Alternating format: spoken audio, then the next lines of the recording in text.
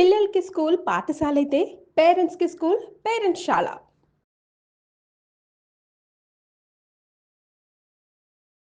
శ్రీ గురుభ్యో నమ. మహాగణాధిపతి నమ. శివాయ గురు నమ. శ్రీ కామేశ్వరీదేవి నమ. నేను మీ సోమేశ్వర శర్మ. మేషం నుండి మీనం వరకు ఉన్నటువంటి రాశి ఫలితాలు నా పరిజ్ఞానం సహకరించే మేరకు ఈ వారం రాశి ఫలితాలను తెలియజేస్తాను. ఈ రాశి ఫలితాలు ఈ నెల 20వ తారీఖు నుండి 26వ తారీఖు వరకు వర్తిస్తాయి. ముందుగా గోచారం. వృషభంలో శుక్రుడు, మిథునంలో గురువు, కర్కాటకంలో రవి బుధులు, సింహంలో కుజకేతువులు, కుంభంలో రాహువు, మీనంలో శని. అలాగే చంద్రుడు వృషభం, మిథునం, కర్కాటక రాశిలో సంచారం.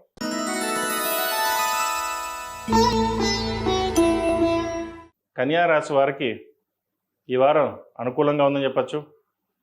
సప్తమంలో శని, భాగ్యంలో శుక్రుడు, దశమంలో గురువు. రాశ్యాధిపతి దశమాధిపతి అయిన బుధుడు ఏకాదశంలో రవితో కలిసి ఉన్నారు. ఇక్కడ రెండు విషయాలు. భోగభాగ్యాలకు ఎటువంటి ఇబ్బంది ఉండదు. విహారయాత్రలు చేస్తారు. ఫైనాన్షియల్ పరంగా అన్నీ బాగుంటాయి. రావాల్సిన బెనిఫిట్స్ అయితే ఉందో వీరికి లభిస్తుంది. ఉద్యోగంలో స్థిరత్వం ఉంటుంది. వ్యాపార అభివృద్ధి బాగుంటుంది. అయితే వచ్చిన ధనాన్ని ఖర్చు రూపేణా ఏదో విధంగా ఖర్చు అవుతుంది. వాటి విషయంలో జాగ్రత్త తీసుకోండి. కెరియర్ పరంగా, బిజినెస్ పరంగా అన్ని పరంగా బాగుంటుంది. అయితే ఇన్వెస్ట్మెంట్ ఖర్చు విషయంలో మరి జాగ్రత్త వహించాలి. ఒకవేళ ఖర్చు చేయదలుచుకుంటే ఏదైనా ఇన్వెస్ట్మెంట్, బంగారం కావచ్చు, లేదా ఇల్లు కావచ్చు, ల్యాండ్ మీద కావచ్చు, లేదా ఫిక్స్డ్ డిపాజిట్ కావచ్చు, ఏదైనా సరే ఒక రూపాయి ఇస్తే రూపాయి, 10 రూపాయలు ఇస్తే 10 రూపాయలు సాధ్యమైనంత దాచడానికి ప్రయత్నం చేయండి. అది మీకు భవిష్యత్తులో ఉపయోగపడుతుంది. అది ఇప్పుడు ఎందుకు చెప్పానని తర్వాత తెలుస్తుంది. కాబట్టి ఇప్పటి నుంచే ప్రతి రూపాయిని సేవింగ్ చేసుకోవడం అనేది చెప్పదగినది. ఎవరికి అప్పు ఇవ్వడం కానీ, తీసుకోవడం కానీ, వడ్డీకి కానీ ఎటువంటి పనులు చేయొద్దు. అదేవిధంగా ప్రభుత్వ సంస్థల్లో పనిచేస్తున్న వారికి కాలం అనుకూలంగా ఉంది. ప్రమోషన్ వచ్చే అవకాశం గోచరిస్తోంది. చతుర్థ సప్తమాధిపతి గురువు దశమంలో వీరు చక్కగా ఉన్నారు. గత కొన్ని వారాలుగా గురువు కంబస్ట్ అయ్యారు. ఈ వారం నుంచి గురువు వీరికి బాగుంటుంది.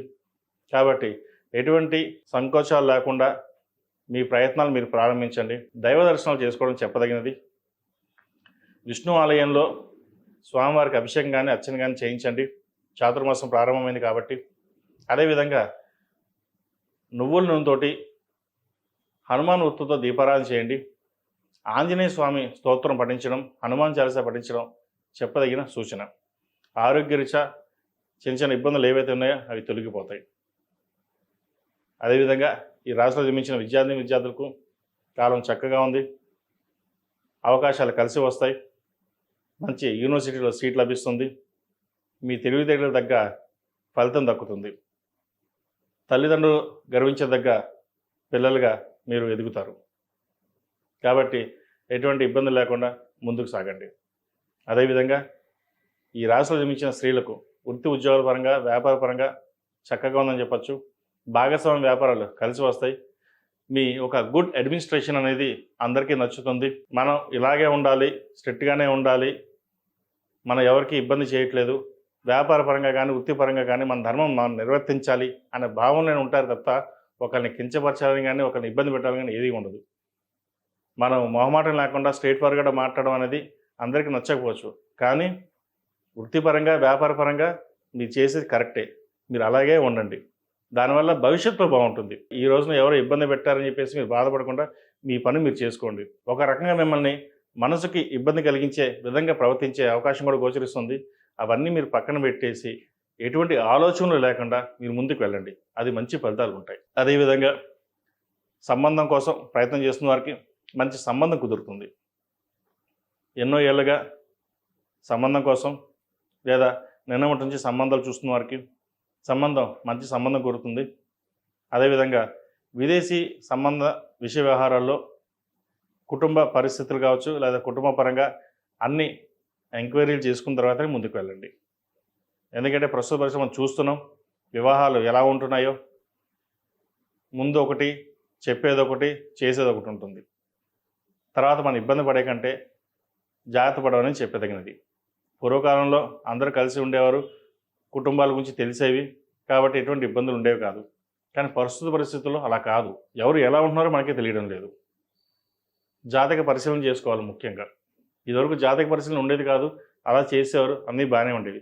కానీ ప్రస్తుత పరిస్థితుల్లో కంపల్సరీగా జాతక పరిశీలన చేసుకుని వివాహాలు 100% పర్ఫెక్ట్ అని నేను చెప్పట్లేదు. దాంట్లో 60-70% చక్కగా ఉన్నా కూడా అప్పుడు వెళ్ళండి. అబ్బాయి కావచ్చు, అమ్మాయి కావచ్చు, ఇండివిజువల్గా జాతక పరిశీలన చేసుకున్న తర్వాతే ముందుకు వెళ్ళడం అనేది చెప్పదగింది. ఈ రాశిలో జన్మించిన వారు ప్రతిరోజు ప్రతినిత్యం కుబేర కుంకుమతోటి అమ్మవారిని పూజించడం, జిల్లేడు ఒత్తులతో దీపారాధన చేయడం, అదేవిధంగా ఇంద్రాణి రూపం మెడలో వేసుకోవడం చెప్పదగిన సూచన. ఈ రాశిలో జన్మించిన వారికి కలిసి వచ్చే సంఖ్య 8, కలిసి వచ్చే రంగు తెలుపు. ఏదైనా పని మీద బయటకు వెళ్ళేటప్పుడు బుధవారం కానీ శనివారం అడిగిన వెళ్ళండి, మంచి ఫలితాలు సంప్రాప్తిస్తాయి.